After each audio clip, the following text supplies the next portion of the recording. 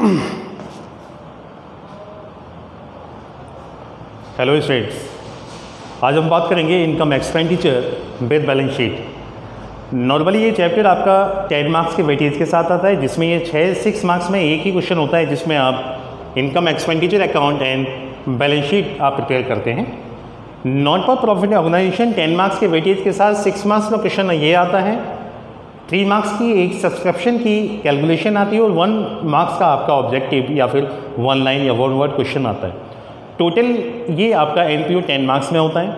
तो बात करते हैं हम income expenditure account and balance sheet की। तो income expenditure account as well as equal to profit and loss account. जैसे कि 11th स्टैंडर्ड में आपने profit and loss account with adjustment किया था, सेम 99% आपका इनकम एक्सपेंडिचर होगा।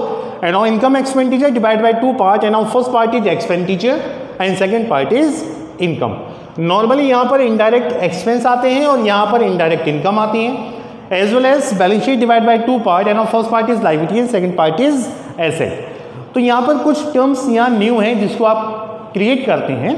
तो इससे पहले प्रीवियस लेक्चर में मैंने आपको सब्सक्रिप्शन की कैलकुलेशन बताई, आउटस्टैंडिंग की, प्रीपेड की, सारी कैलकुलेशन ऑटोमेटिकली बता चुके हैं आपको। बस अब बात आती है यहाँ पर income expenditure. Income expenditure balance sheet आपका रिसीव्ड एंड पेमेंट अकाउंट की ब्याह पर बनाया जाता है। तो रिसीव्ड एंड पेमेंट अकाउंट में पहले इनकम कॉलम होता है, एक्सपेंडिचर बाद में होता है। बट जब आप इनकम एक्सपेंडिचर बनाते हैं तो पहले आप एक्सपेंडिचर लेते हैं और दूसरा आप इनकम लेते हैं। यहाँ पर एक्सपेंडिचर यानी कि एक्सपेंस में salary, tax, interest, wages, loss on sale of fix asset, rent, depreciation on fix asset और या फिर सरप्लस, इस टाइप के एक्सपेंसेस यहाँ पर आते हैं इनडायरेक्ट एक्सपेंस में। अब बात आती है कि सैलरी पर आउटस्टैंडिंग होता है तो आप क्या करेंगे, आउटस्टैंडिंग यहाँ 2 पार्ट में डिवाइड की जाती है। बिगिनिंग आउटस्टैंडिंग आप माइनस करते हैं और क्लोजिंग आउटस्टैंडिंग आप ऐड करते हैं। अब बिगिनिंग आउटस्टैंडिंग कैसी होती है, अप्रैल 1 का यदि ड्यू है तो उसे आप माइनस कर देंगे, और 31 मार्च का यदि ड्यू है तो उसे आप ऑटोमेटिकली प्लस कर देंगे।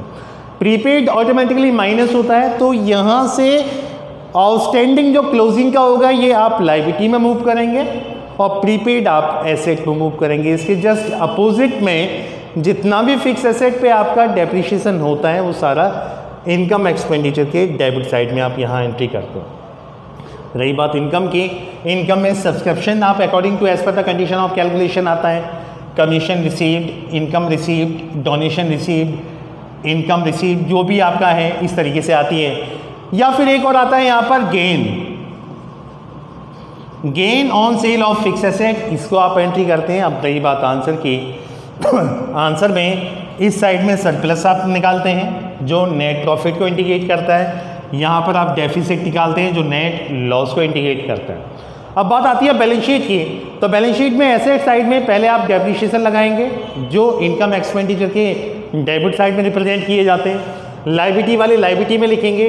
कैपिटल फंड आपका या तो गिवन होता है या आपको फाइंड करना होता है। कैपिटल फंड में सरप्लस को प्लस करते हैं, डेफिसिट को माइनस करते हैं। इस तरीके से ये आपकी बैलेंस शीट इक्वल आती है।